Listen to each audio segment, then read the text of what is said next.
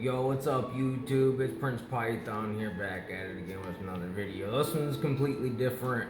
In this video, I'm going to be comparing Dagoth and the Red Mountain from Morrowind. And this video is going to be specifically for people that know Morrowind, because I'm not going to be going into depth about anything. Like, you're gonna have to know what Red Mountain is, and you're gonna have to kind of know who Dagoth is. I'm not gonna get into the whole Morrowind backstory, but I'm gonna get into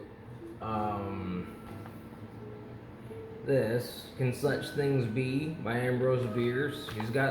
He was the first person to bring up Carcosa, Inhabitant of Carcosa. This is probably gonna be backwards on your screen. I'm sorry. I'm an idiot when it comes to video making. Let me turn this music down a little.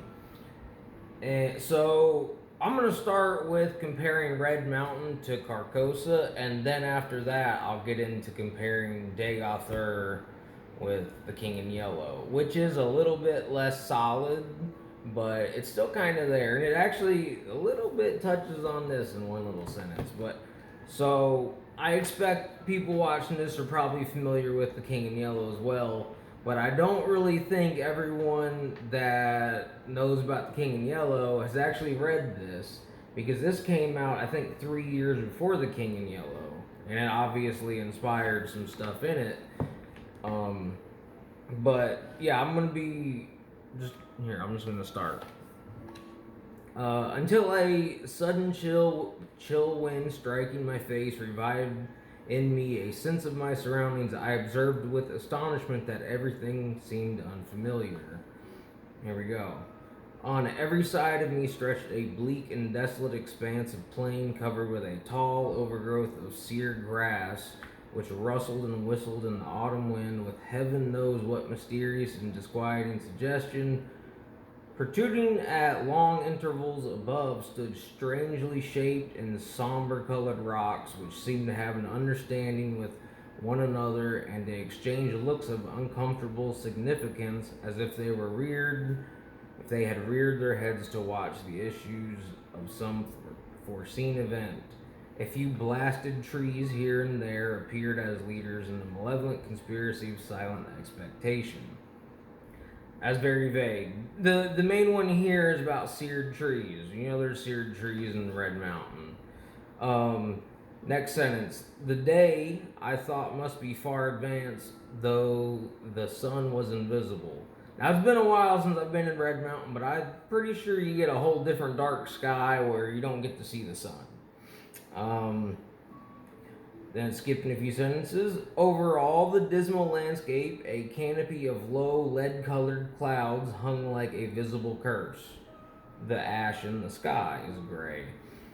In all this, there were a menace and a hint of evil and intimidation of doom. You're at a fucking volcano. That's doom. Bird, beast, or insect, there was none. I don't think there's any in Red Mountain. I don't even think there's cliff racers. Well, there might be cliff racers. They're fucking everywhere. Fuck those things. But the wind sighed in the bare branches of the dead trees, and the gray grass bent to whisper its dread secret to the earth. But no other sound nor motion broke the awful repose of that dismal place. There are enemies in Red Mountain. They're insignificant, but let's go down here. We just got one sentence out of like a whole paragraph way down here, but the burial ground of a prehistoric race of men whose very name was long extinct. The fucking Dwemer. But the name's not long extinct, but they are like, you know, they were prehistoric, or they were prehistoric, and then everything came along and was like, oh, look at all this Dwemer shit. I'm pretty sure. I could be wrong about that. Correct me if I'm wrong in the comments. And then this dude's talking about how he was in a dream, but had wandered hither to where I could not conjecture. Clearly I was at a considerable distance from the city where I dwelt, the ancient and famous city of Carcosa. It takes a while to get to basically anything in Red Mountain. That's not a big thing. No signs of human life were anywhere visible nor audible. No rising smoke, no watchdogs barking, no lowing of cattle, no shouts of children at play, nothing but that dismal burial place with its air of mystery and dread. Now that's pretty spot on, except for the no smoke because it's a volcano and that's the whole thing about Red Mountain. Um, and then here we got a random. I walked among the crumbling stones and in the withered grass.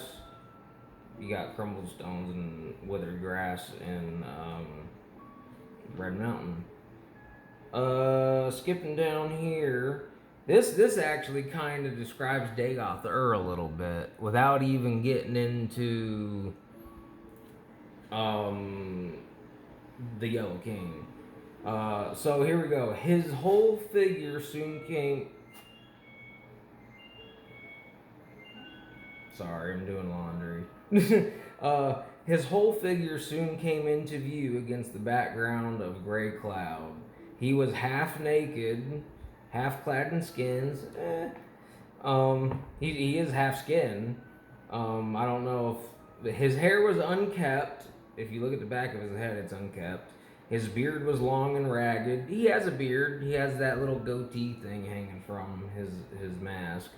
In one hand he carried a bow, and the other a blazing torch. That's the King in Yellow. That's part of where the King in Yellow comes from, even though the King in Yellow doesn't have a bow and arrow, but he does have the torch. Let's see.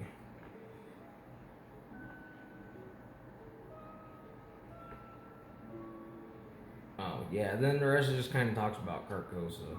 But so the original idea of Carcosa, not the one that people think of, it's basically just a barren fucking wasteland where an ancient race used to live, which is not there anymore, just similar to Red Mountain and the Dwemer. There are no men in Red Mountain or in Carcosa. We have ash vampires and shit, which we'll get into here in a second, which will be now. So, King in Yellow, in my opinion, there's a lot of stuff out on the internet and in books that I've read.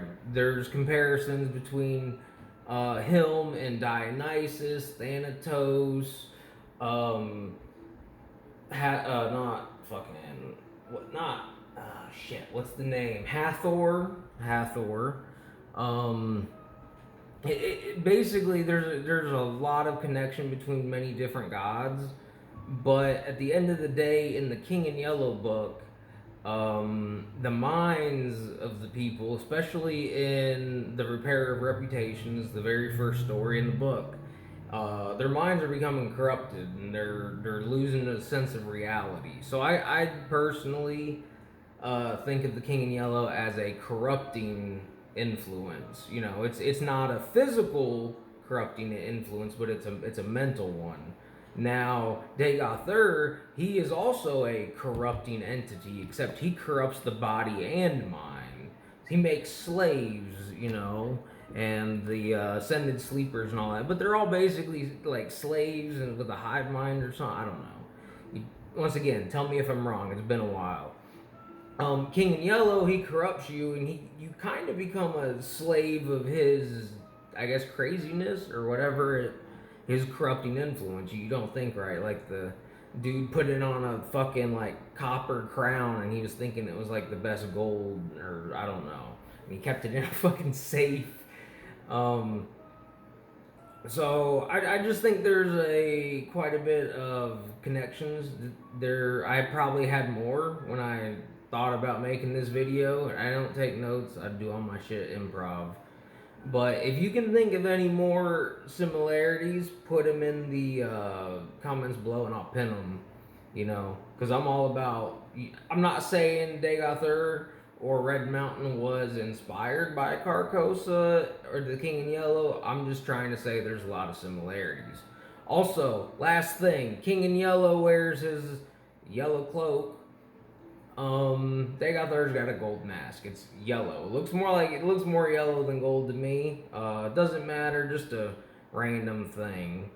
But maybe that's the icing on the cake. I don't know, because he's like the only one with a gold mask. Daedric masks are not gold. Like, why does he have a gold mask? That's not really explained to me. I don't know.